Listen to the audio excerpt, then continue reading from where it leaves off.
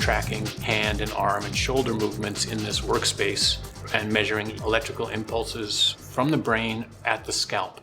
And we can do that in the context of Alzheimer's disease, we can do that in the context of sports concussions, and we can do that in the context of developmental disorders. To develop biomarkers or neuromarkers of disease so that we can test whether a given intervention or therapeutic is actually working.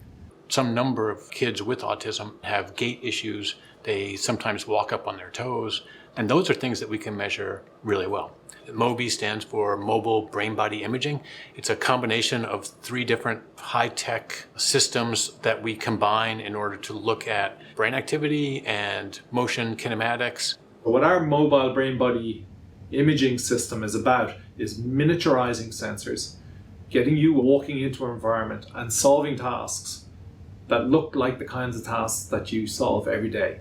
While they're walking through a virtual reality world, we can look at their ability to walk, so their kinematics of movement, how variable their steps are, brain activity. We can also look at their ability to perform basic cognitive tasks. We have 16 high-speed infrared cameras that reflect off of little markers that we put on essentially a black bodysuit. It's the same motion capture system technology that's used in Hollywood for CGI.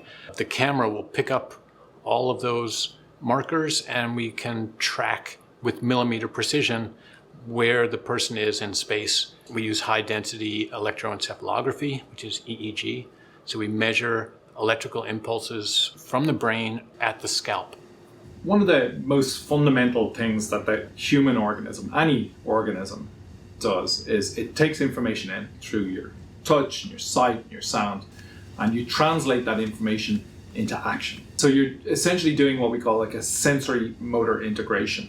There's competition between the processes which allow you to walk well and the processes which allow you to think well.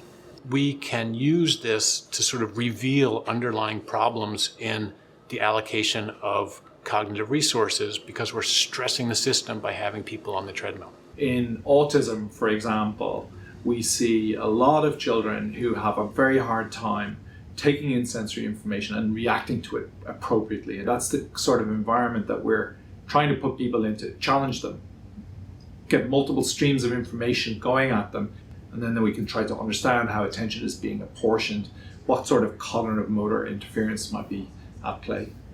We don't fail when we're sitting at a desk typing on a computer. We fall over when we're texting on our phones, walking down the street, thinking about what we're going to cook for dinner or what happened at work. We can bring that real world situation into the lab so we can control it, but still have people walking around in this virtual environment and still measuring brain activity and looking to see how stressing them with difficult cognitive tasks changes the way that they're walking.